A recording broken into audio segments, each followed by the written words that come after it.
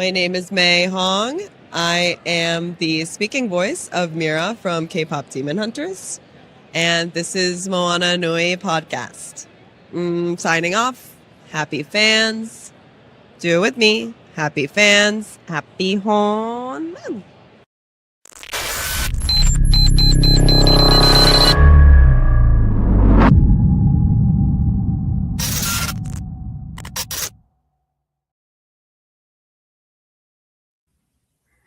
Good evening, everyone, and welcome to another episode of THIStory, Hidden History, January 2026 edition. We are about to move into Black History Month, and we're going to be a mess next month. Just understand that.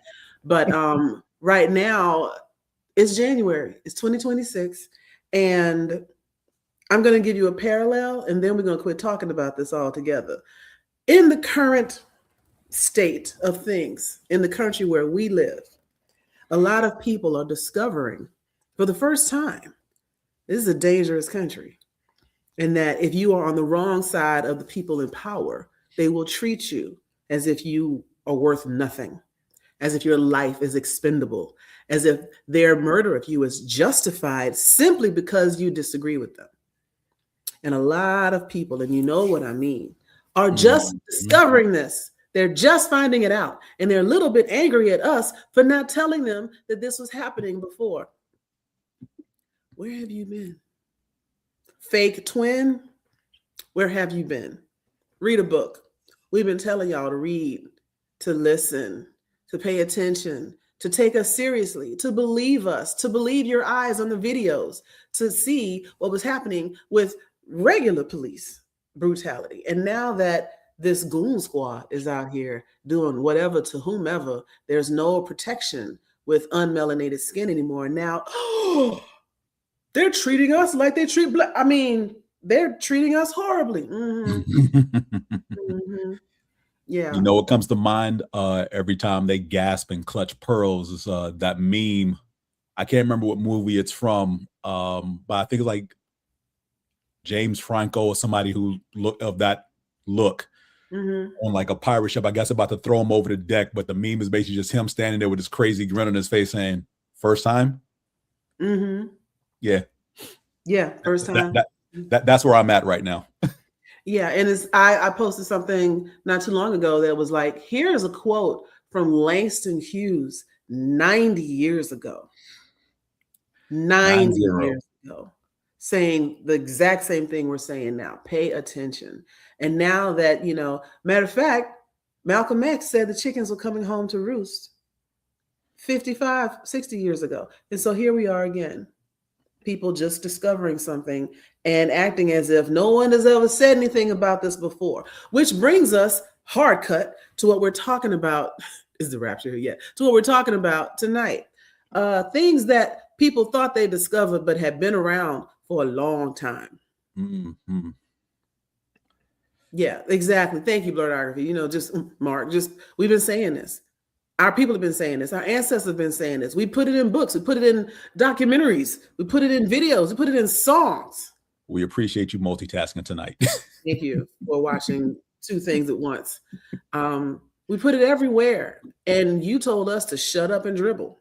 You told us that taking a knee was not the right way to protest. And it was disrespectful to the flag. You told us all these things. And the problem, as Martin Luther King said, with moderate whites, is that y'all like peace more than you like progress. And you're willing to give up progress to keep the peace, which is why we are where we are now. But the problem with negotiating with a bully is the bully never backs down. The bully will continue to push forward. And all your little negotiating, all your little blah, blah, blah, blah, I can't, blah, blah, ain't got you nowhere. And so now you're finding out after you've been fucking around a little too long. So I said we were going to talk about that, and he was going to hard cut and not talk about that anymore. What we're really talking about is other things that Europeans have thought they discovered. It was already there way before that. We're going to call this the Columbusing episode. Because Columbus is probably one of the most famous, look what I found type dudes in the history of the world. Just went to a whole nother continent. And not only did he find people living there, but he wrote back home, yo, these people are so sweet. and nice and gullible, and we can take them for everything they got. I'm gonna come back and raid everything. That's how you. That's how you do it. That's how you treat people that treated you nicely. They gave you flowers. Granted, they gave you flowers because you stank, but they gave you flowers. Mm-hmm. You gave them pestilence and invasion, and then said you just. Well, actually, Columbus never said he discovered America. Everybody else after him. Matter of fact, fun fact about Columbus, when they were trying to incorporate the Italian Americans into white society, they needed a hero, and they chose Columbus as their Italian hero to make it a part of American history, to say that they had been here the whole time. So that whole thing, mind you, this was in the 20s or 30s, that whole thing around, Columbus discovered America. America Vespucci is where the word America comes from. So it wasn't right? So fun fact as well. What was it?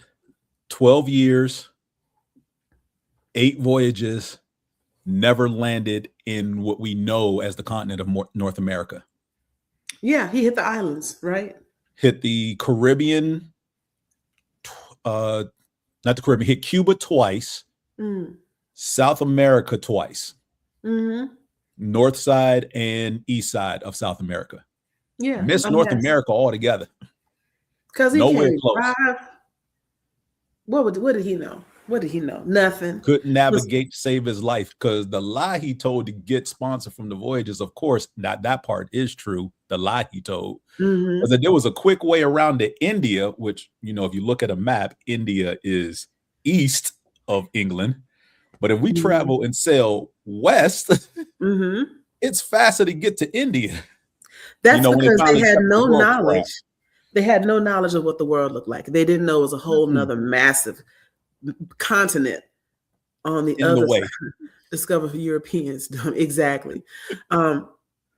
So, excuse me, when they ran up on North and South America, the Caribbean and South America, they were like, oh, this must be India. Hence why Native Americans were called Indians for quite some time. They were not and never have been. And we continue to persist with that to this day, right? It's ridiculous, the effect that a good narrative and propaganda dissemination can do. Which, again, going back to what's happening right now, don't let them tell you not to believe your eyes. Right. Remember that. But let's go down through, aside from the entire continent of North America. So the reason we're calling this the Columbus episode is, again, he said he found some stuff, or he was attributed. Yeah, nobody took him seriously at first. He was a mess. He was a whole mess until they needed a hero, and they chose him. And so this idea of it's not real until white folks say it's real is the real theme of tonight's show. Now, I don't agree with that. I don't think something ceases to have meaning, merit, or value until it is consumed by the white gaze. I don't believe that. There's a whole lot of stuff that I think can be for us, by us, etc. And all native, melanated, indigenous populations have their own thing. We don't need that validation. Looking at you, Oscars. But anyway, we don't need the validation. We do what we want. Now, think about sports. And James, I'm going to let you lead off on this part. For once, I'm going to stop talking and let James speak for a little bit. Think about sports and how much we believe comes from Europe.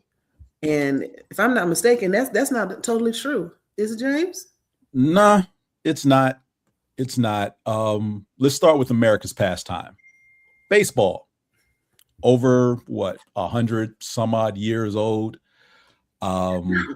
Rich history. We all know about the Negro Leagues and how, Jackie Robinson broke the color barrier. And, if you know about Josh Gibson and Satchel Paige, other famous Negro Leaguers, actually a handful of women played in Negro Leagues as well.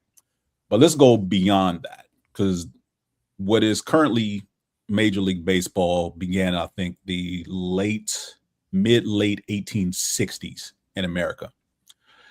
Well, Europeans and white folk in America, being themselves, routinely travel to the northern end of Africa, see the locals and the natives and gawk and awe about, oh my, this is new and interesting. And I can't believe they have this thing over here. One of those things they discovered, or they saw around 1930, because, that's when they first recognized it as existing, was a sport called, and I want to get this right because I've been butchering it all night and I don't want to mispronounce it.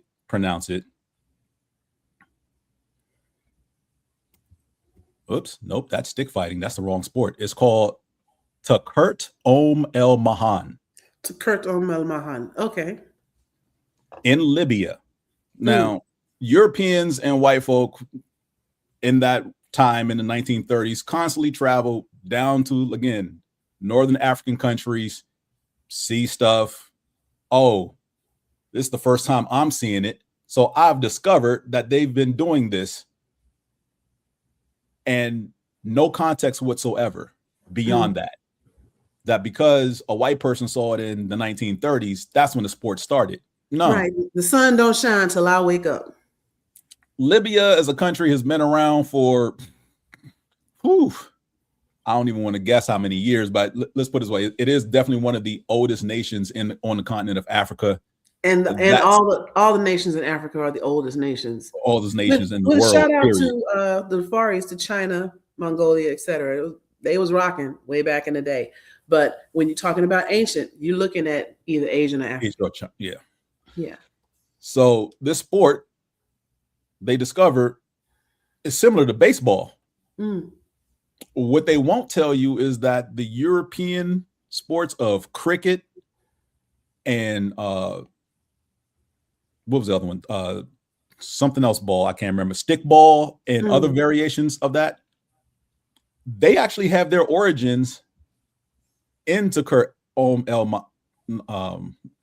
Let's call it Takert. In Takert. We'll call it Takert for short. But that's what those games came from. Stool ball, cricket, rounders, all those variations that kind of look like baseball but not quite baseball. They come from that African which sport. way you swing the stick. Yeah, if you're hitting the ball with a piece of wood, it probably came from Africa. And running bases, because that's basically what all those sports have in common: a stick, a ball, and running bases. So your European settlers, conquerors, or disease carriers, whatever you want to call them, when they came over to take over this nation from the locals, created that sport, created what we now know as baseball, but varied it so that it was different enough from what they played in Europe. So it's not quite cricket. Yes, cricket. Don't ask me to explain the rules in cricket. I don't know. All I know is a ball gets thrown at over 100 miles an hour and people run back and forth. And unfortunately, folks bank their lives on that game. But Takert El Mahan, 2 bases, same principles. A ball is thrown in play. It is hit with a stick. There are fielders behind the person who puts the ball in play. And that is your precursor to baseball. Because again, just because white people saw it in Libya in 1930 doesn't mean that's where the sport began. So as long as Libya has been a country, that sport has been around. And we're talking thousands of years. That part. Another sport, look, we often say that's not a black people thing. Black people don't do this. Black people don't do that. Black people do a lot of things here in this country that white folk have taken over and pushed us out because of racism. And one of those things is hockey. And specifically ice hockey. Ice hockey. That's right. Like, there's no ice in Africa. Hang on a second. We're talking here. The very first hockey league, organized hockey league, was the Colored Hockey League of the Maritimes, formed in 1895 in Nova Scotia, Canada. It was a pioneering all-black hockey league that operated until the 1930s. By the way, the NHL began in the mid-1920s. So you can already see what happened there. This league operated up until the 1930s, and the NHL starts in the mid-1920s. You already know what's happening in those 2 decades as far as why this league closed up shop and why the NHL took off. I'm sure there was a lot of fire involved. So, and for a time, this was the only hockey league in operation. So how did they get pushed out by racism? Simple. The rinks that they were using to host their games, unfortunately, white people owned them and refused to give them access. Mm-hmm. And this is one of the things that aggravates me when, modern day goofy white people will say stuff like, why don't you make your own thing? We'd be so happy if you just came up with your own stuff. We do. You take it and then you say it's yours. And then you criticize us for playing it better than you. Get your own stuff. Hockey was ours. Hockey was ours. Mm-hmm. Never was this more apparent than during the 1944 Olympics that were in Germany? Man, history repeats itself because the Olympics are coming here. In 28, right? It's wild. But before you even get to the Olympics, remember what's happening later this year, World Cup. Honestly, they should cancel it. They should move it. They should just move it to Mexico. FIFA has already started to advise people to not even come here to watch the games. Mm-hmm. Like, crazy. If you are from another country, especially a Spanish speaking or Portuguese speaking country, because to some people, those two languages are the same. Mm-hmm. But yeah, those Latin countries, if you will, who's sending teams to represent them in the World Cup here in June and July, FIFA's are pretty much already told their fans, you might not want to go over there. Don't come over here. This is a shithole country. It is the shithole country now. you don't want no parts of what's happening there right now. And we can giggle and laugh about it. Doesn't mean we don't take it serious. It doesn't mean that I don't fear for my life on random days. It just means I can't be sad and angry all the time. All the time, so I right? choose sarcasm and dark humor. And yeah, what was that comment that just went up? I missed that. Jesse Owens was a beast. Jesse Owens was a beast. Yes, he was. Ice is going to the Winter Olympics. The Winter Olympics are in what is it? Milan, Italy. Excuse me. Italy. Oh, okay. Is it Milan, Italy, or is it in Paris this year? I don't know. It's somewhere over in Europe. It's over there in Western. It's over there, so I'm not worried about the Winter Olympics. We can do them like they do. It's over there in Europe. Yeah. Where they like to say something is in Africa. Oh, I've been to Europe. Yeah. The Europeans are hosting. Yes, they are hosting the Winter Olympics. And there will be ice. Some of it might even be useful. There will be snow. And I need to check out the X Games currently going on because I've slept on the X Games over the last 5 or so years. There are black snowboarders now. Bro, they've been out there. Yeah, I know. That's how long it's been since I watched X Games. So again, I mean, I want to get off of this, but I can't because it keeps being appropriate. But that's another thing where Black people in particular get hated on for being good at something. Because first of all, recognize that snowboarding and skateboarding come from surfing, which comes from our Polynesian brothers and sisters. Yes. Still brown, right? Somebody saw, I want to say it was a scooter or something along those lines, and was like, you know what? If I put a flat board on this, it would feel like surfing. And the surfboard, the skateboard was born. And then they took it back off and put it on snow, and snowboarding was born. And now we have all of these. There's surfing competitions as well, but now you got skateboarding competitions, you got snowboarding competitions, so on and so forth. And all of that comes from surfing, which is a Polynesian pastime. And the snowboarder's name is Zeb Powell. Nice. I wonder where he's from. And I mean that in the most respectful way possible. North Carolina. North Carolina. 26. Cool. So rooting for Zeb in the X Games because I know he's competing. You know, it's funny. I was as a consultant during the day, I was doing something, and there was a young lady on the screen, and she reminded me of me. She looked like me, looked like my people, my cousins, all that kind of stuff. And she was talking, and she was saying some really good things. And I was like, if you don't mind me asking, where are you from? And she's like, you're probably asking. She had gotten so used to this stupid question. She goes, you're probably asking about like my ethnic background, and so I'm a little bit this and that and that and that. And I listened to her. I was like, No, but I really meant like, where are you from? Because you look like my people in Texas. You got family in Texas? And she was like, yeah, actually I do. I was like, we could be related. I'm just saying. And she's like, wow, I never thought of it. She goes, so you really wanted to just know where I was? Yeah, I wanted to know where you from, because who are your people is what I'm asking. Right. Because I think I might be your people. We might be kinfolk. If you light skinned and you live in Texas, Florida, or California, we are probably related. I don't know how. I don't do the math. I don't play the rules. Black people even play hearts and eat mayonnaise. Yeah. Unfortunately. That is true. That is true. But speaking about eating habits, that's another thing that, again, gets taken away. After going through decades, nigh on centuries of struggle food, and it wasn't just Black people. A lot of communities have. I'm not even going to call it struggle food. We have zero waste mentalities when it comes to eating food. If you're going to kill an animal, use the whole animal, right?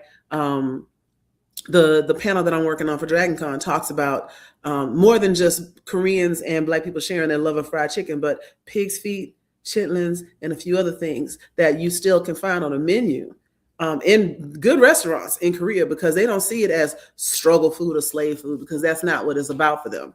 It's comfort food. It's stuff that your grandparents used to cook and make, you know? Exactly. I remember the first time I had callaloo, and I was like, you can call it struggle meals if you want to. But when I first had callaloo, I was like, this feels like chopped collard greens. And it's a very similar plant, but it's an African dish or a Jamaican dish. Right. But anyway, so going back to what people be taking, food, right? Po' boys stood for poor boy. I know. And it was a sandwich made of all the food that was cooked the day before with some day-old bread and some mayo or remoulade or whatever to make it go down easier, and some lettuce and whatever. The way they dress it now, it wasn't as fancy then as it is now. It was a sandwich stuffed in a half of a French roll with some sauce on it and yesterday's fish or oysters or shrimp or whatever. Because remember, a lot of what we consider now high-end seafood was mud bugs back in the day. Yes. Crawfish, shrimp, lobster, all of that was cheap food that nobody wanted to eat because they were bottom feeders. Mm-hmm. Now lobster is $20 a pound. Oxtails, $20 a pound. Mm-hmm. Shrimp, $20 a pound. I remember when I could get shrimp the size of my thumb. Where's my thumb? Shrimp the size of my thumb with no head on. That's the body. $5 a pound off the wharf in Houston. Now, there you can probably still do it for about $8, but the prices have gone up. Food is a great way drug for different cultures. The best way to learn about somebody is to break bread with them and talk about similarities and differences over food that you both enjoy. A little bit from everybody. You know, that's why at your office, there's always a cultural food day. Now, they should go further and actually offer opportunities and promotions to the people bringing the food in. But aside from that, it's always a nice day. Spices, the whole spice trail, right? The joke online is, why y'all go all around the world stealing spices and they won't use them? And I did see one white woman respond. It was hilarious. She goes, we just wanted to control it. We didn't want to use it. We just wanted to own it. And that is probably the truest words. Mm-hmm. It was a currency. It was currency. It was currency. So yeah, it had nothing to do with wanting to use salt. Was pretty much more valuable than gold at one point. That's why they call you the salt of the earth as a compliment. Worth your weight in gold is a compliment. I wouldn't do that for all the tea in China. Yep. Yeah, these are currencies. And it's wild. That's another thing that was stolen. You know, tea or cha or chai, depending on where you are in the Asian diaspora. That is not an English thing. Pasta didn't start in Italy. That wasn't Columbus. Who was that? Marco Polo, I believe. Mm-hmm. Yeah. Now, the Italians do it right. I ain't gonna lie. Pasta is great. And you can have two things exist in two different areas and be used in different ways and have them both be great. I'm just saying noodles in general started way out east. Yep. They stole the tea and the pasta. It's Exactly. One other thing that we wanted before we get back into like the sports and stuff is escargot, macaroni and cheese. Mm-hmm. Even though we know that Sally Hemings' brother, who was a cook and a slave for Thomas Jefferson, he was nice enough to send his slave over to Europe to be trained so he'd be a better chef. Still be enslaved when he came. Can you imagine being relatively free while you learn and train in France and then got to come back? Have to come back to a plantation because they will send for you and cook for the man that is abusing your system. Sometimes we really don't think about how horrible life used to be. But anyway, mac and cheese is something they took. I'm trying to think of the other one that I had on my mind when I was talking earlier. We talked about the po' boys. We talked about lobster. Mm-hmm. Oxtails now is a ridiculous amount of money. Collard greens. I saw a recipe on like Nordstrom's. I don't know why Nordstrom's. That's a clothing store, but Nordstrom's website, and it was about collard greens salad with pecans. What are you doing? You have kale. Why do you need collard greens? Why they always got add raisins and nuts to stuff? Because they don't know how to cook. They only know how to mix. So you mix raisins into things. You mix apple chunks into potato salad. And you know what? If you ever serve me potato salad and I bite into an apple, that's the end of you. That's the end of you right there. Oh, man. I want to enjoy it, but it will be done. You got to go. This can't exist. I'm just saying. Let's talk about some other stuff that has been taken. You know what other things I was looking at earlier? And so we're going to get a little controversial when we talk about people stealing things, because I want to be, and look at the way I'm saying this, I want to be irritated with Black America. Just for a minute. Black America. Come on, y'all. Y'all act like y'all ain't never stole nothing from nobody. Twerking. I don't know what you're talking about. Twerking came from the continent.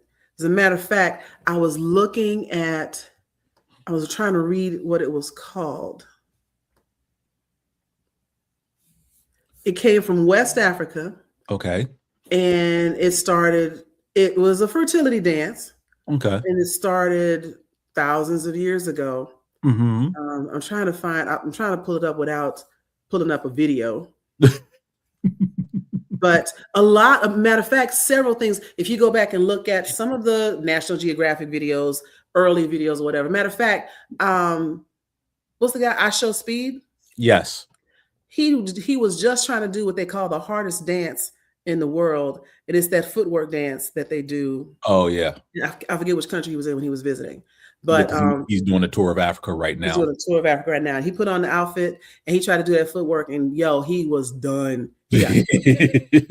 But that footwork reminds me of specifically Detroit footwork. Right? Dance battling, which we used to do with breakdancing. It's not new. That it was a part of a celebration in a lot of West African countries, which is no surprise that we brought it with us. Even if we don't remember where we got it from, the DNA remembers. Yes, right? It does. I will never forget that dance battle scene in Beach Street. It will always be ingrained in my head. Mm-hmm. Beach Street Crew versus Bronze Breakers, and they were just battle dancing. And what happens? The cops roll up and arrest them all for dancing. For dancing without a permit, I guess. Who knows? But so dance battles, break dancing in and of itself, like even the windmills, all that kind of stuff, you can see elements of that from way back when. That's one of the other reasons I love Sinners so much, is it pulled that line all the way through with the music, right? But Detroit footwork is still prevalent in, I should have looked up the names of the countries before I started drinking. Because this is cold in here, so this is laced. Oh. That was probably a bad choice. I'm glad one of us is nice. Right. I am worn out. I've been up since 4 a.m. That's crazy. That's a real time on the clock. It's 4. That is a real time, because it's a witching hour. Once every 4 weeks, my job is like, you got to come into this office. And so I don't have to be in there when the sun sets. I go in before the sun comes out. I get that. 4 a.m., anything between like 0 and 2, midnight and 2, I think it's called like the witching hour. Yes. And I was thinking about that just now, but that also brings me to something else that has been stolen: witchcraft. Specifically, the use of naturopathic medicine, branded as heresy, as witchcraft, as witch doctors, all this other kind of stuff, just for now, random white women to call themselves shamans, to create things like hot yoga. Shaman ain't eating, And I don't mind. I absolutely have no problem with the plethora of white women who are witches, because they have a history of that as well, through the Druids, through Scotland, Ireland. Matter of fact, also represented in Sinners by Remick, right? They have their own history. Tuatha De Danann, the Fae, all of that. I'm gonna let you rock with that. Howsoever, specifically the use of different root vegetables that are found on the continent of Africa, ways of practicing. Matter of fact, the entire practice of voodoo or voodoo is about protection from evil and protection from bad energy, and not about putting curses on people. Now, curses might find a little bit more common further north, if you know what I mean, right? But burning people as witches and then turn around and using their remedies as part of your base of the medicine that you sell to become a global domination, a globally dominant pharmaceutical company. I don't want to go to jail, so I'm not going to go any deeper than that. Just understand a lot of stuff. You know what? Since we live in Atlanta, and I know that this is all stream of consciousness, but we had planned to do something else and it didn't work out, and we didn't figure out it wasn't going to work till today. So we are shooting from the hip just a little bit. But if you want to talk about something that was taken and abused and rerouted, we live in Atlanta. Coca-Cola used to have cocaine in it. We all know this. But did you know how they discovered cocaine? Accident. Observation. So as they were working people to death in South America, specifically Central America, a lot of the workers in the fields would chew on these leaves and seem to be able to work tirelessly. They had extra energy. They could go all day, right? And they didn't seem to really get very hungry. So it seemed like almost like a Red Bull, It gives you wings, got you energy and everything. So they started paying attention to the leaves that they were picking. They were just weeds off on the side. Chew a leaf, get some energy. Don't do it too much. But there's a difference between ingesting a natural plant and refining something to its chemical compound. And so what did they do? They started boiling and dehydrating and mashing and making pulp, etc., concentrating these leaves, and cocaine was born. Now they can take credit for that. Yeah, they can. Because they monetized it, which is what they wanted to do. Matter of fact, you do realize that now that weed has been monetized by Big Pharma, it's now legal. Yeah. That's what I told somebody several years ago, when the whole debate was going around. And it was like one of the holidays or whatever, and someone was like, so do you ever think weed will become legal? I was like, yeah, because some old rich white dude will get paid off of it. And that's pretty much how everything works here. If an old white dude is going to be able to profit off of it, it will become legal. I'm asking this question because Mark asked, isn't caffeine a byproduct of cocaine? I looked it up real quick. Caffeine is not a byproduct of cocaine, but it is a cutting agent. So sometimes people will cut cocaine with caffeine just to give us, I think that's part of what they call a speedball. So don't. Yeah, I can see that. So here we go. Speaking of, while I'm looking up that, I also found the confusion may stem from, so people Coca-Cola, which originally contained both coca leaf extract, which is the source of cocaine as leaves, and cola nut extract, which is the source of caffeine. Coca-Cola combined two different nut and plants to make the original Coca-Cola. Mm-hmm. The cola nut, hence the cola, and the cocaine leaf, hence the Coke. And it's a coca leaf, not a cocoa leaf. So don't get that mixed up with chocolate or what have you. Yes. Mm-hmm. But yeah. So they did take that idea. Same thing with weed. As since we were talking about is legal and illegal, it grows all over the Caribbean. It grows all over. It grows everywhere. It's a weed. It grows anywhere it wants to. All you gotta do is put some down, and it'll grow easy. But it is a fully somatic medicine. Coca-Cola was the plug. People were getting addicted to it, and it became a problem, and so they had to take the cocaine out of it. Yes, they did. And they added red dye 40 and sugar. I don't know. But yeah, it used to be a good pick-me-up.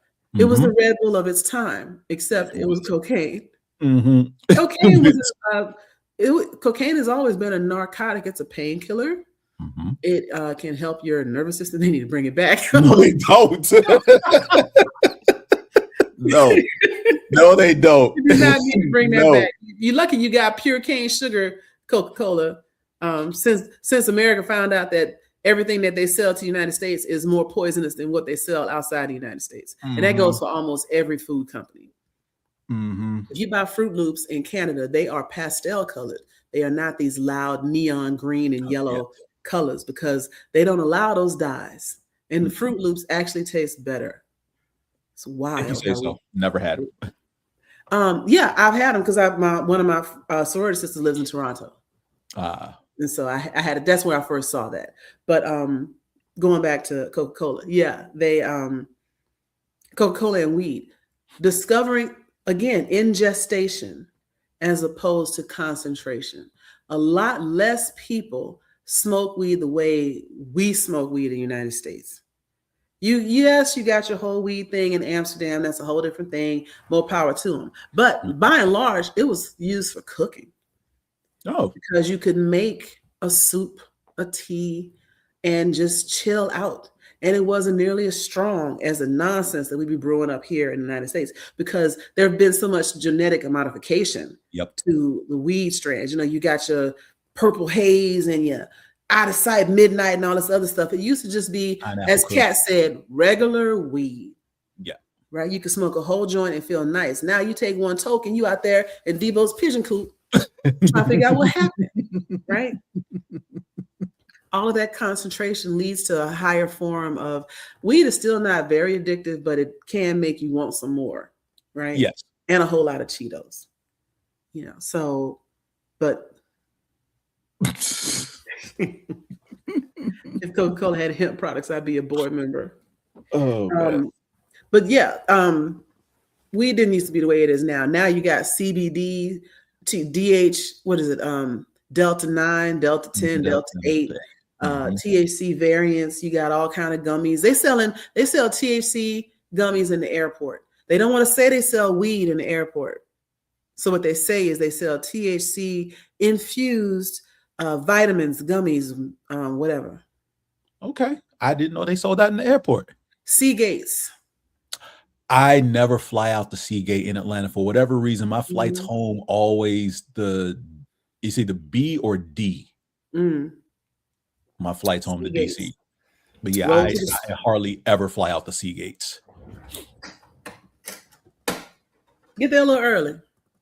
And roll up on the Seagates and get you some CBD. Run through the Seagate first, then hit my actual gate. Yeah. Like I feel like it's right off the escalator when you come up from the train. Okay. Because that's what I saw. And I bought some and they are pretty good. Okay. Like they were pretty lightweight, you know, if you just want, like I was having some shoulder pain or whatever and made it go away. It was great. Cool. We are so stream of conscious right now. So coming back around to why people be stealing stuff. So just reading Mark over here talking about his high tolerance. That's great for you. Talk more money. When your tolerance is low, you can get drunk for cheap and you can get high for cheap. And you should stay that way. It's awesome. Stop smoking for a little while or stop Stop for a little while and let your tolerance die down. Yep. And you'll save some money. But other stuff that they be stealing. So we talked about some of the food. We talked about, let's talk about dances. Oh gosh. Unless did you have any others? Oh, what we didn't talk about was the Negro Leagues, sports. And again, this isn't necessarily that they stole anything. Going back around to baseball, since the sport actually started on the continent of Africa in itself. You said Libya, right? Libya, yes. Yeah. So going back to all forms of stickball, baseball, etc., the Negro Leagues were overlooked for 100 years. Yep. They refused to acknowledge saying stuff like, well, they weren't playing real players. Excuse me, they were better than your real players. And Hank Aaron, was it Hank Aaron? Josh Gibson. No, the first one to play in the majors. Yeah. Hank Aaron broke Babe Ruth's record. 42 was Hank. No. 42. No, 42 is Jackie Robinson. Jackie Robinson. Thank you.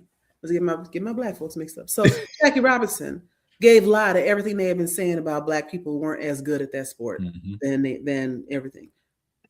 And so, in like May of 2024, they acknowledged all the stats from the Negro Leagues because they recognized that some of those people were outstanding.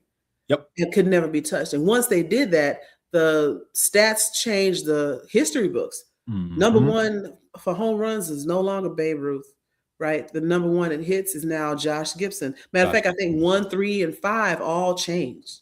Yep. Right? We went from you're not good enough to qualify to you dominating the top 10, which aggravates them because they think they're supposed to be better than us.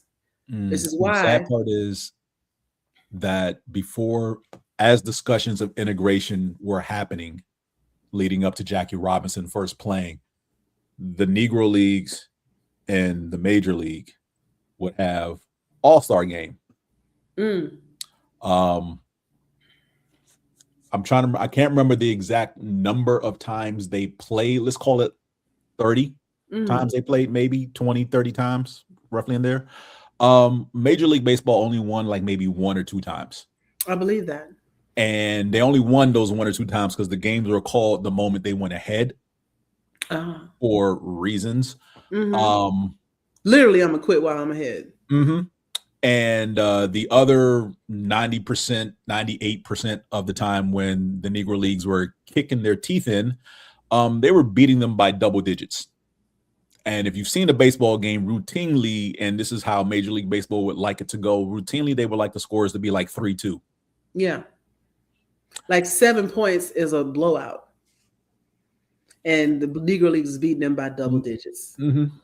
Routinely beating them by double digits. Yes. Stop tripping and come get this ass whooping over and over and over again. By players they did not want in the major leagues because, and some of the best players of that era in the major leagues refused to play in those all-star games. It didn't matter. We know you can't hang. And you know you can't hang. But it gives lie to the idea of white supremacy. Because how can you be supreme when you can't throw, hit, or catch, or run as well as I do?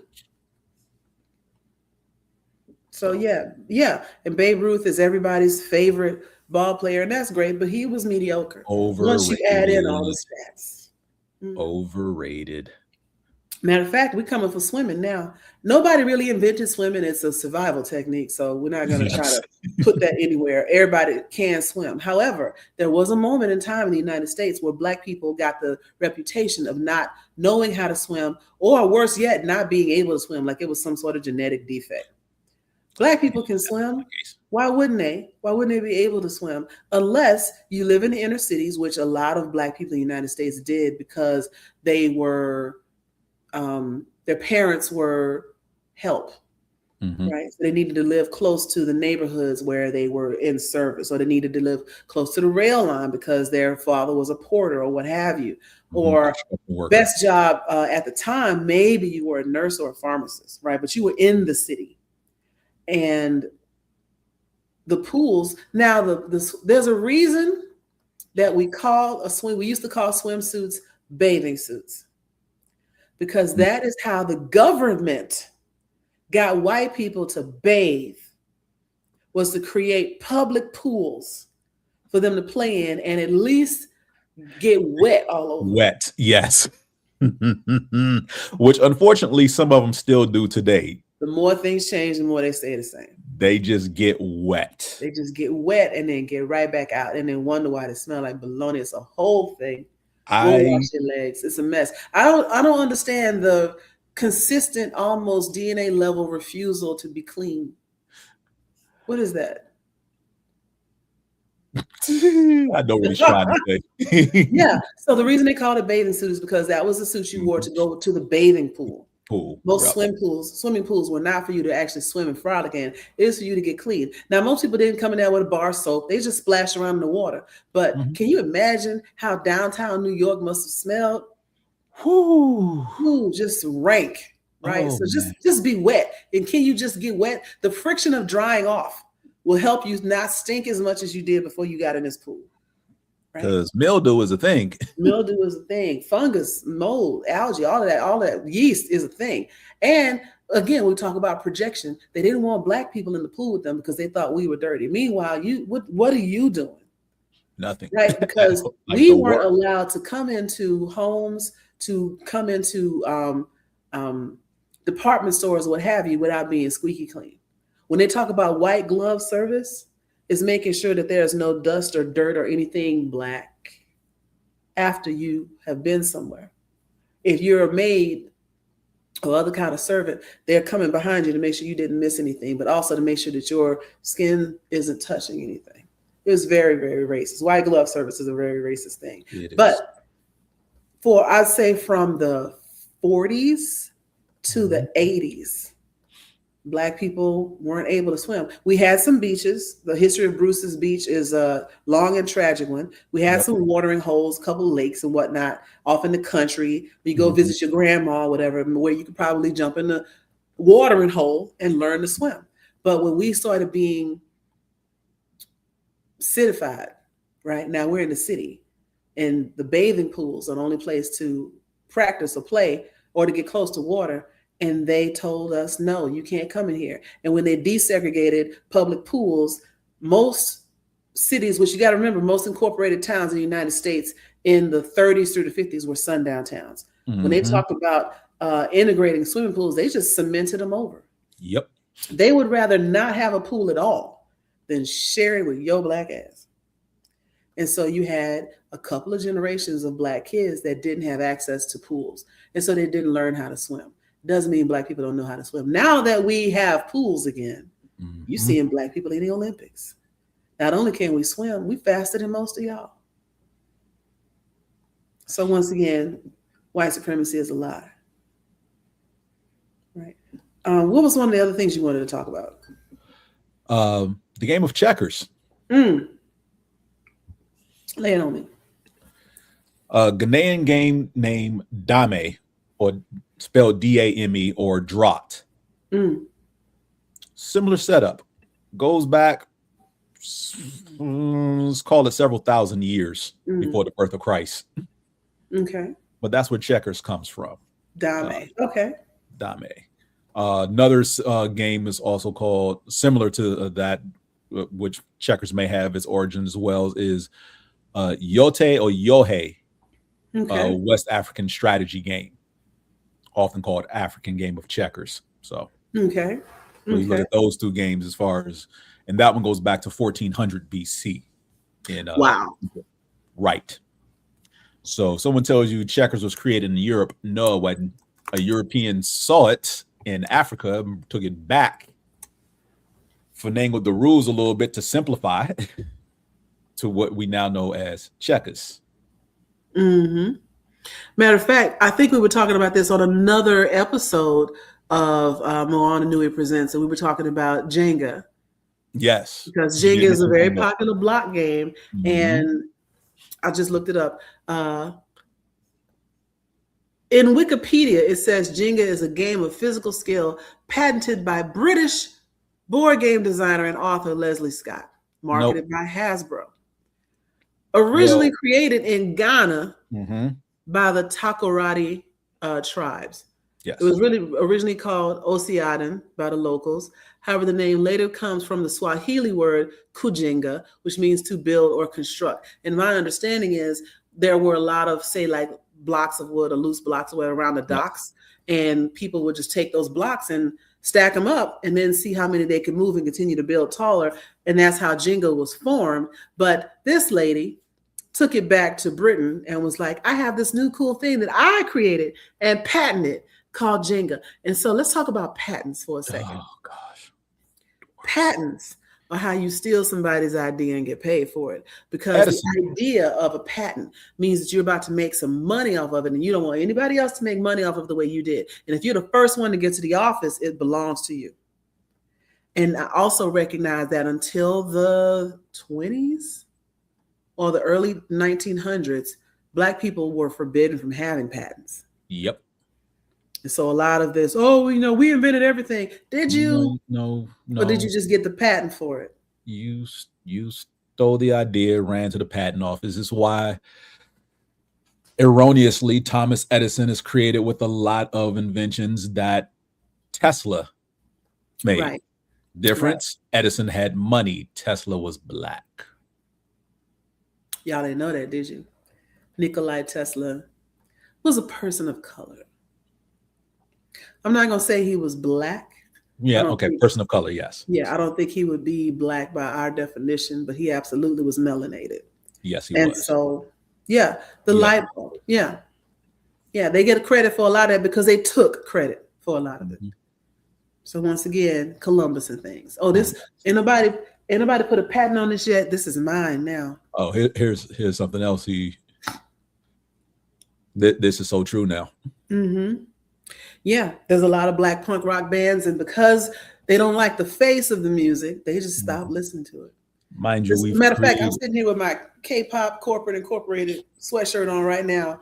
This is my crew online. We've been playing around, but a lot of people want to get mad at Korea for repackaging 1990s R&B, but we had stopped listening to 1990s R&B by the time to 2000s. By the time the 99 and 2000 rolled around, we was all into trap music. Mm-hmm. We were tired of dudes. We called them simps. We said Keith Sweat was begging. All these dudes were some suckers, and we talked ourselves. We talked ourselves out of R&B. No longer would you hear, baby, I love you.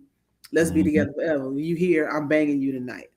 You know what? I'm gonna throw some money at you. So get on your knees, blah, blah, blah. What was it that you heard the other day? Sex, violence, drugs, sex, violence, drugs. Expensive cars. Expensive cars. Money, balls, expensive cars. Violence, money, drugs, expensive cars. And half of that was on us because we wanted to be even as little kids from the suburbs wanted to be from the hood. We wanted to be hard. We wanted to be like NWA. And we said that Will Smith was a wimp. Will Smith and MC Hammer. MC Hammer was weird for dancing. Right? Now you look at the average K-pop band, they got 30 people on stage, just like MC Hammer. Yeah, male R&B star could never make it in today's America because we decided it wasn't cool anymore. And we were done with it. But people who still had a lot of music in their heart, looking at you, Teddy Riley, was like, you know what? There's an appetite for this. Because Korea was like 20 years behind us and they were still like, yo, this is great. Right? So they took it and ran with it. And they repackaged it in some real pretty dudes and real pretty girls. I'm not going to say that it goes both ways. And sex does sell. And the thing that they got right with K-pop is they offer you sex with the illusion of innocence. Mm-hmm. They don't date. They don't kiss. They don't have body hair. They don't do any of that. Right? But they body rolling on stage. Yep. It's wild. The illusion. Wait, pull up that last quote again. That's Eminem talking about Will Smith don't have to cuss in his raps to sell records, but I do. So F him and F you too. F you too. It's a great line. Yes, Eminem is a national treasure. I don't care what nobody say. He's one of the greatest lyricists to ever But do. he spoke that is the truth to that though, because again, like you said, Will Smith was a rapper. Will Smith was a popular rapper from the late 80s to early mid 90s. He surely was. And then all of a sudden, gangster rap blew up. NWA in particular, right? Mm-hmm. Now NWA has something to say, and you cannot compare NWA with Will Smith. Not Will Smith. Oh, East Coast, Fear of a Black Planet.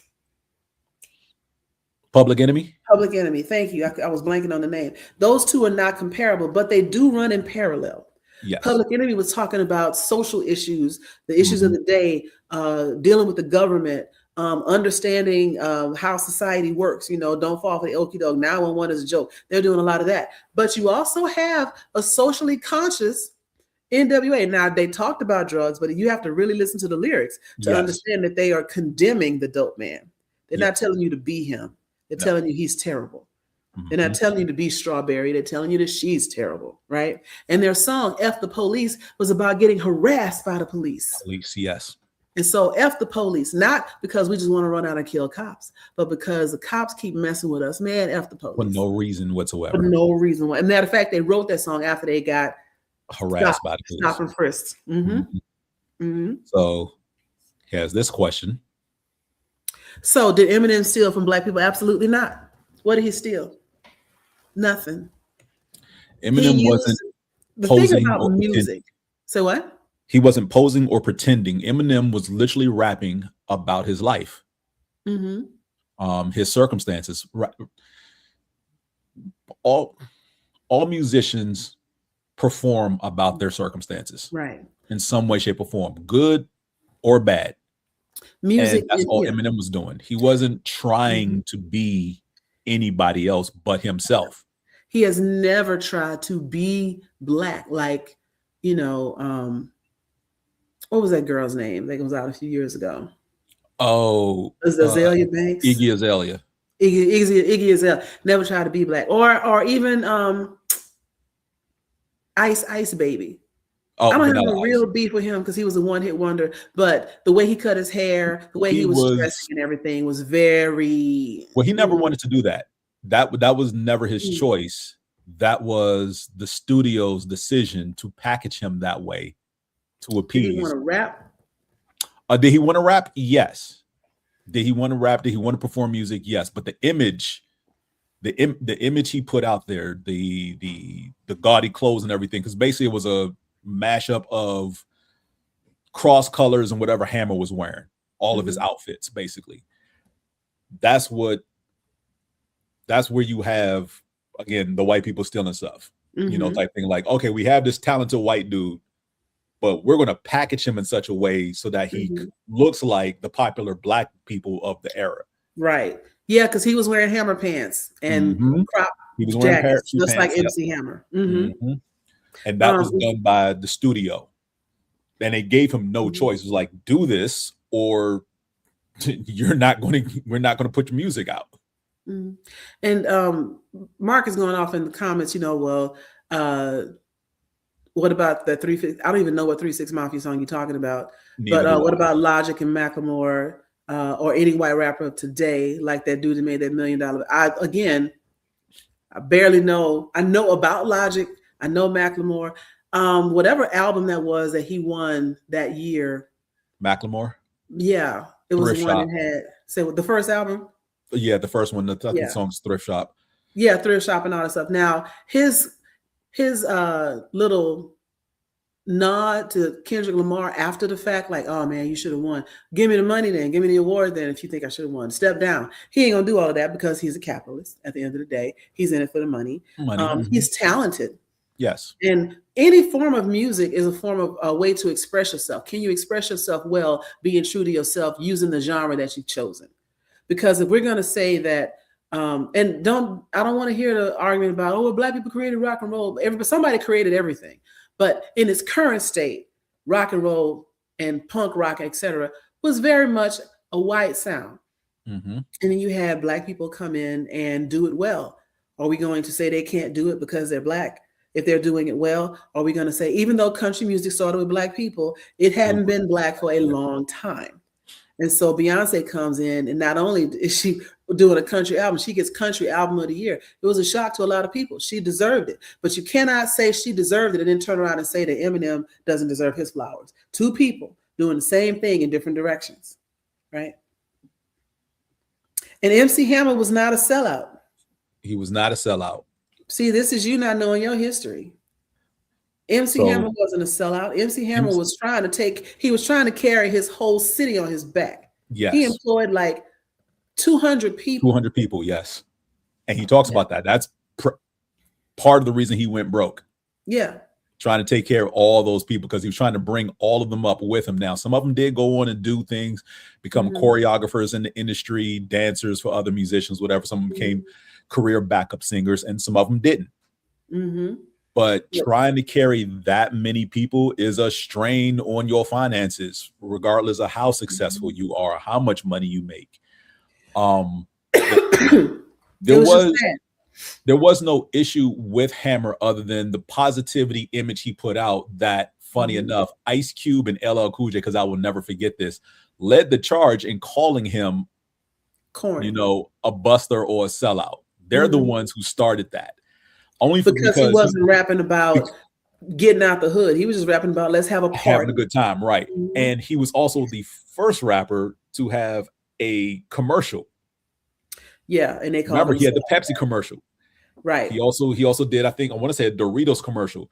Now, fast forward, literally, this is not exaggeration, 10 years, and LL Cool J is doing Gap ads. The fast same LL that blasted. Years, and Snoop Dogg is kissing or flirting with what's that old white lady's name? Martha Stewart on a cooking show. But you're gonna call him a sellout, okay? Right. The same rappers that wanted to blast Hammer for crossing over and making that money in a commercial sense are now doing the same thing themselves. How many movies has Ice Cube been in? And if you really want to talk about gangsters, wasn't Hammer about that life? Like, if I'm not mistaken, Hammer was actually about that life. He didn't rap about it, but he was about their other performers who talk about how they crossed paths, said something, did something, and Hammer was like, do it again, and you going to turn up missing. Like, those stories are out there.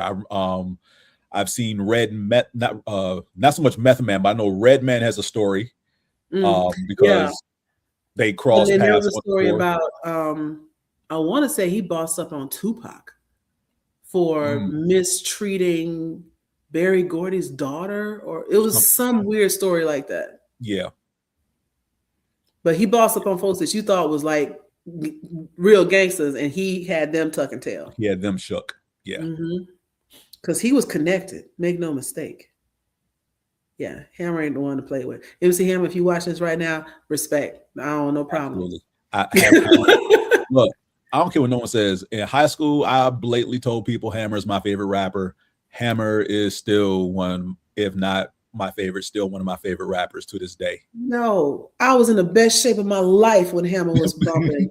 You know how hard it is to do the Running Man for 15 minutes straight? To turn this mother out. Right, let's get it started.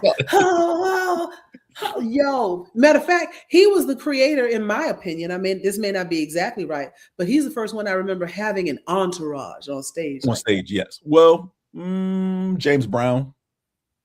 James Brown is a different animal, though. You know what I'm saying? Yeah. I don't want to call him an animal. James Brown is a different type of performer. Yes. Yeah. You know, because he had a band behind him. Yes. Like Hammer 30 just had people, hype men and dancers. Well, yeah, he had the keyboardists, the drummers, whatever, who you could barely see. The keyboarder was also a dancer as well, because the keyboard guitar thing, whatever. Right. But yeah, there'd be like 30 people who 30 not people there with him holding the instrument. That's true. Right. And he spawned BNGB and Old Town 357. Yes, he did. Yeah. Oh, awesome. Give some flowers to Hammer while he's still alive. Right? Absolutely. So I think that's all I got. Okay. Well, one other thing that I wanted to talk about, since we're talking about people taking stuff, we mentioned food. Let's talk fashion. Ooh. Right now, there is a tribute display honoring Tally. I forget his name because I almost drunk this entire thing.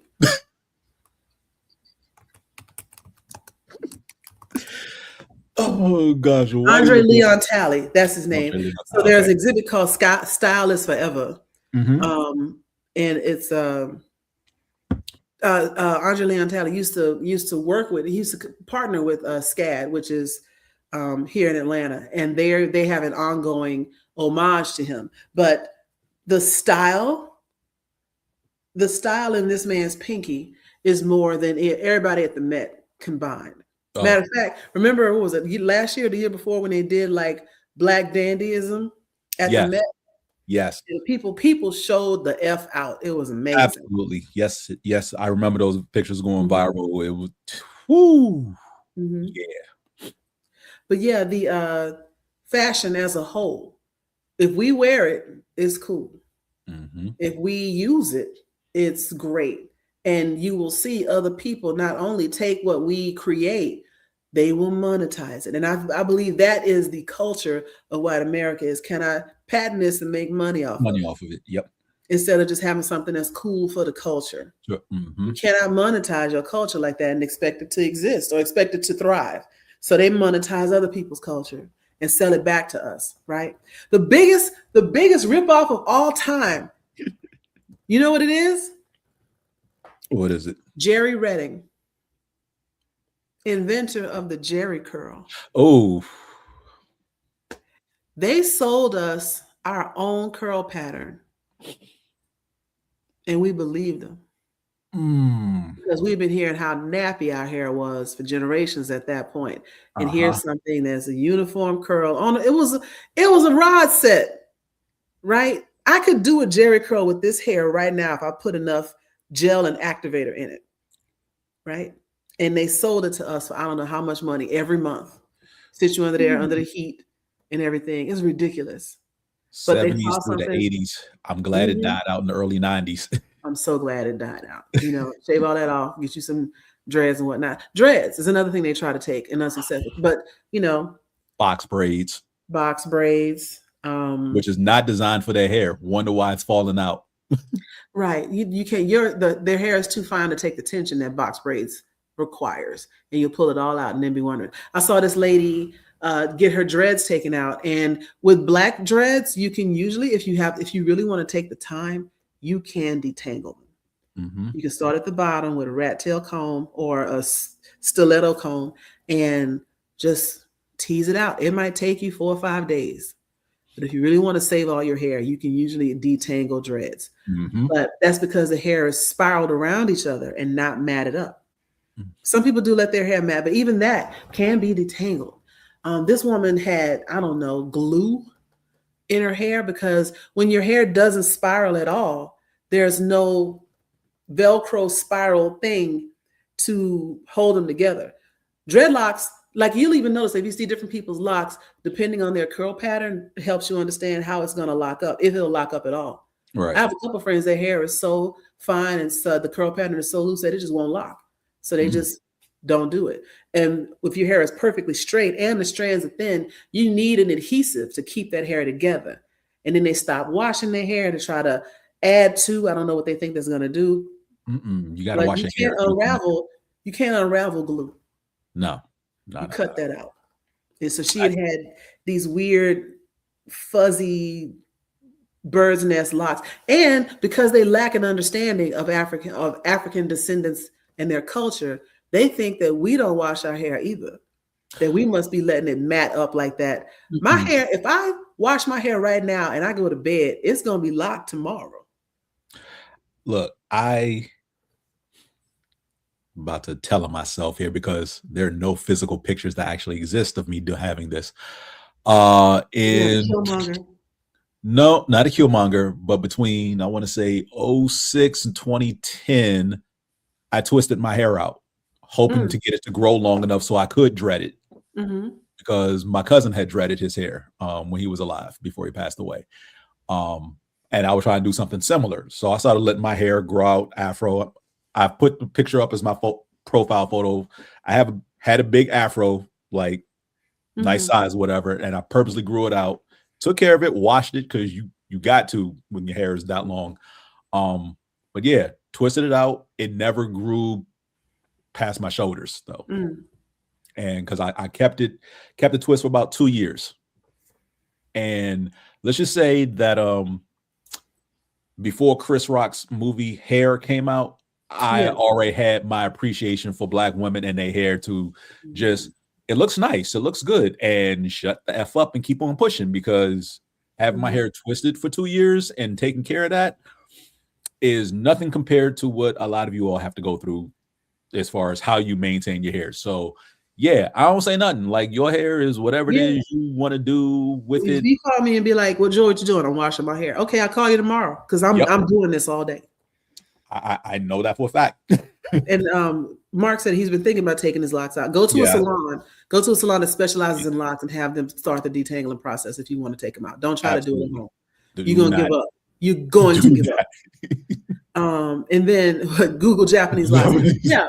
So again, I am not going to get into the discussion around the love of specifically Black American culture all throughout the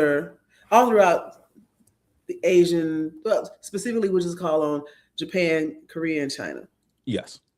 Because Southeast Asian got a little Black in them anyway. Filipinos. And the closer you get to like the Pacific Island territories, the browner they get. So we're going to say Korea, Japan, and China find their young in love, similar to white kids in the 80s and 90s and 2000s here, in love with hip hop, Black culture, without knowing anything about it.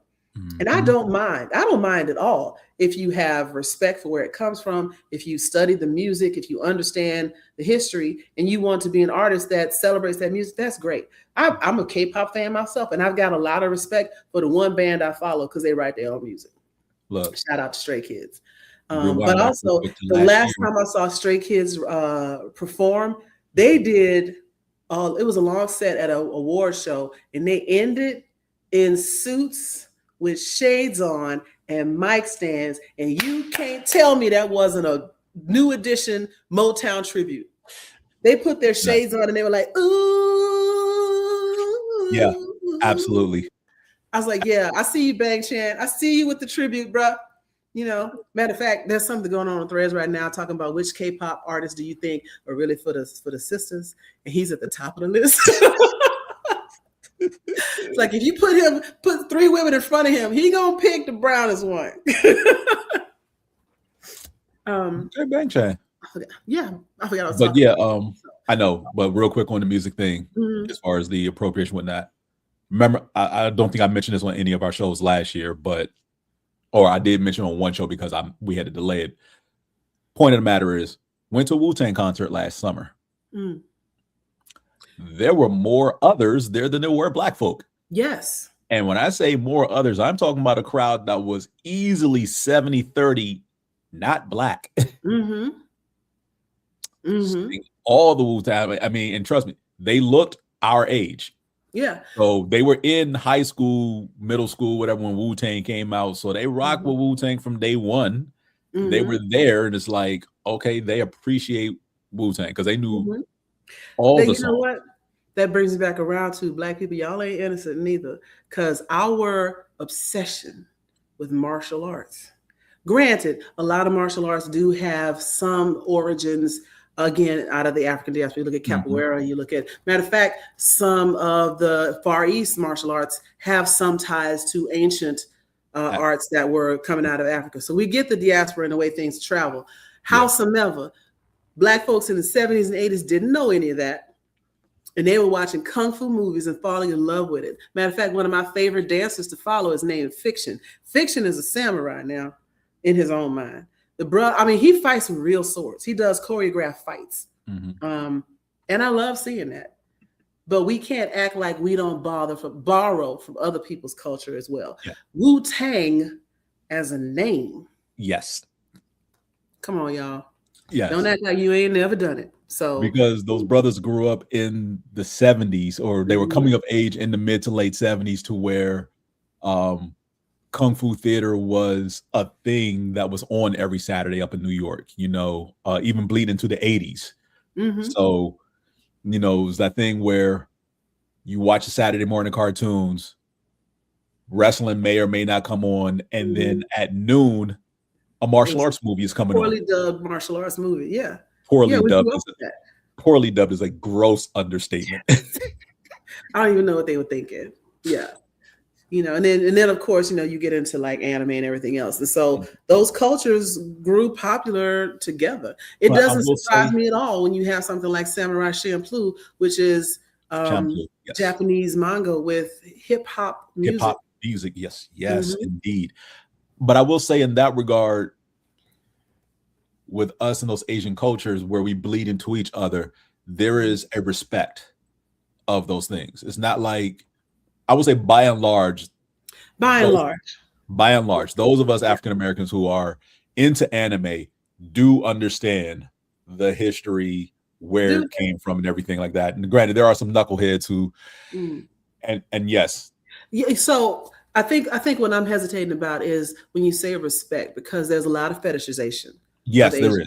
There is a lot of fetishization both ways. Both ways. And so if you want to cancel those denominators out, then yeah, everybody has their aspects of their culture that is fetishized. And so we do have that. Above and beyond that, a lot of the artists that are engaging in different forms, whether it's R&B music or Japanese art style or, pencil, watercolor drawing, whatever it might be, the respect for the art is there and the desire to express yourself through that medium. I'm never going to have a problem with that unless you act like you created it. That part. And that doesn't exist either way.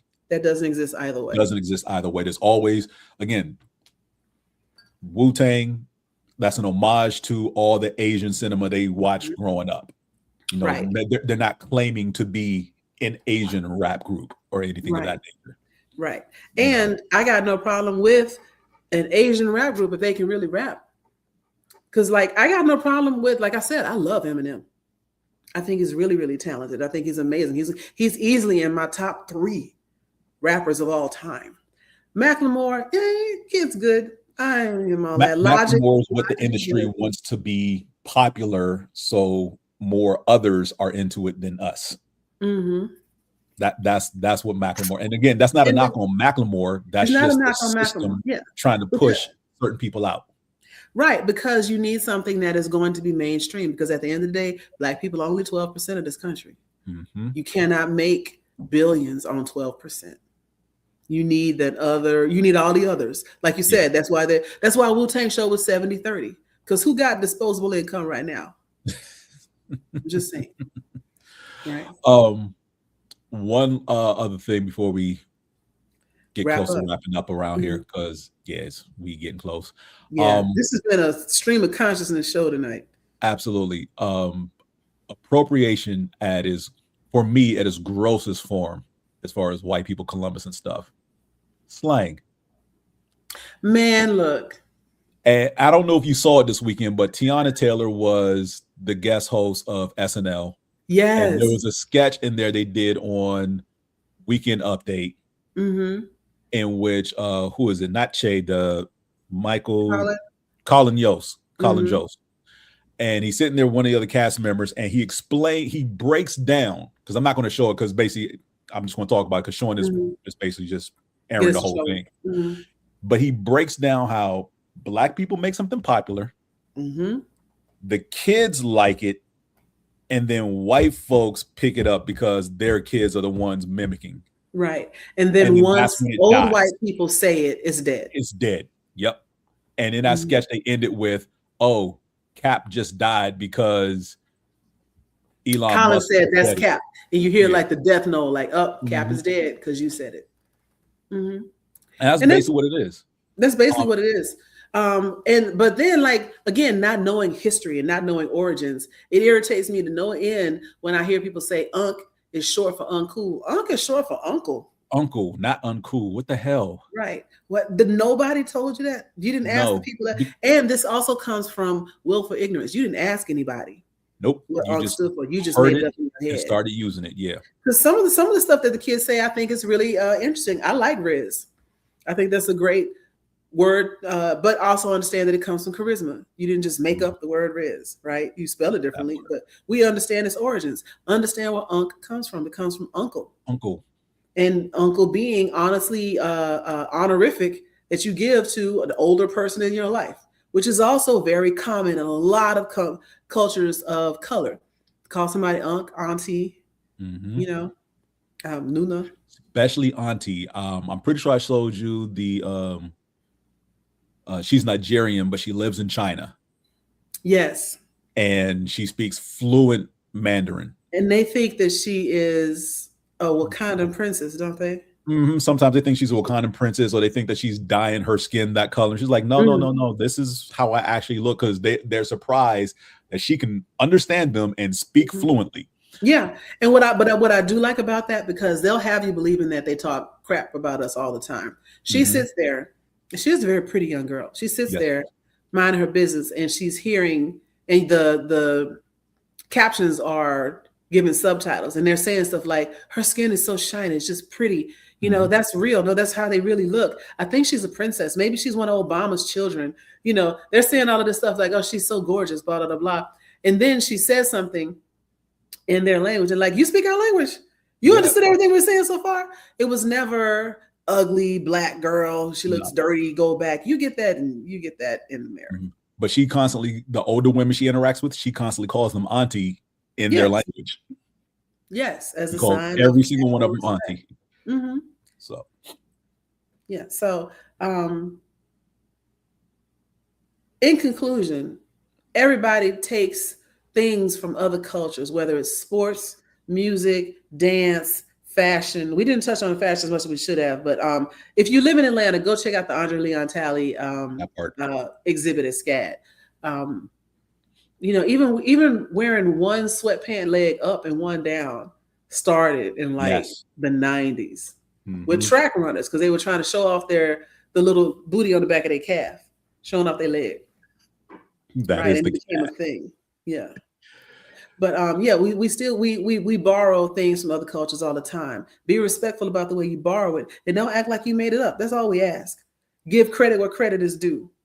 I don't mind people making a living or being paid to do something in an art form that they have learned to master and appreciate.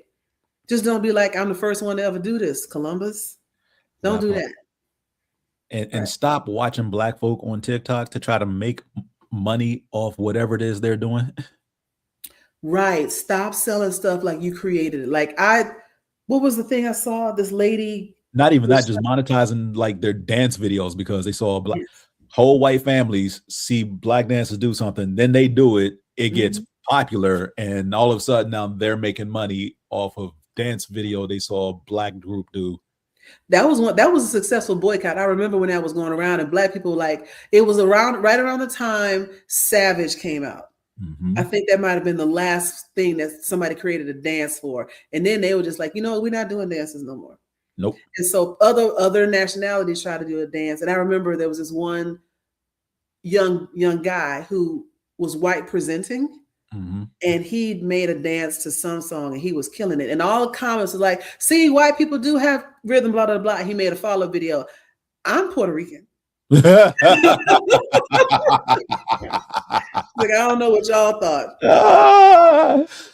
This is full of rasa. Awesome. So again, the theme of the show is Columbusing. Don't be taking stuff and you don't know where it come from. Don't take things and take credit for something you didn't create. And just appreciate other people's culture. Be respectful about it. And we can have what we should have all over the world, which is a communal exchange of ideas, thoughts, new things, music, fashion, food, etc. Instead of, this is mine, That part. And go, if you're into something, learn all about it, not just the pieces that you like. And fast forward to a sports show we'll do later in February. This is why I don't talk to young people about sports. Yeah. And join us again at the end of February for THIStory, because that's going to be the Black History episode. We're about to wild out. It's going to be a whole series of little known facts, little known stories that you may not have heard. Right. It's probably going to be a whole bunch of uprisings. The way I'm feeling, we might be talking about that.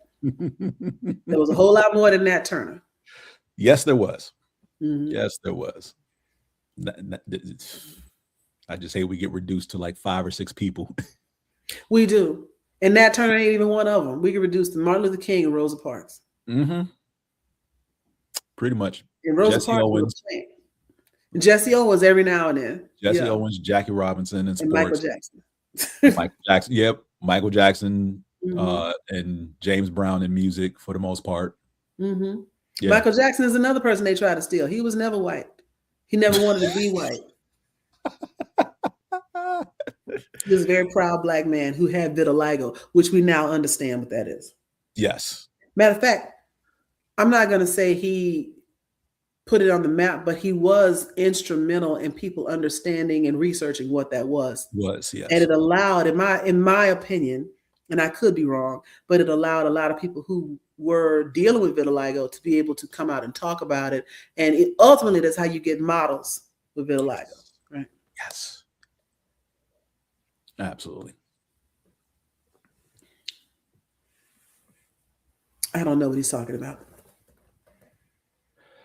I'm not posting that one. No. If people see it in the comments on the YouTube later, then they see it. And that's on them, but we're not putting that on. No. Martin had a little too much happy fun juice. Probably. Mm-hmm. Probably. But we all are, he does make a point. We all are living Black history. Yes, everything that you do, everything that you can record, it becomes a part of the zeitgeist if you want it to be. Put your stuff out there. Let somebody try to take it and then hit them with that cease and desist. That part. Yes. Be like Sting and sue them so they pay you every time they say your word. Let's start putting some more words in the dictionary. I think the last word we put in there was like jiggy. That was a long time ago. We need some more Black words in the dictionary. What about juice? I said he was a little too much juice or something. So he just had some questions. Stop talking to Mark. Let's go. We're going to get out of here right now. We'll see y'all next time. Be sure to tune in tomorrow for an episode of Moana Nui After Dark presents What You Watching as we go over current anime, movies, videos, etc. So that'll be tomorrow night, same time. Absolutely. Till then, like, comment, subscribe, and we will see you later. Laters.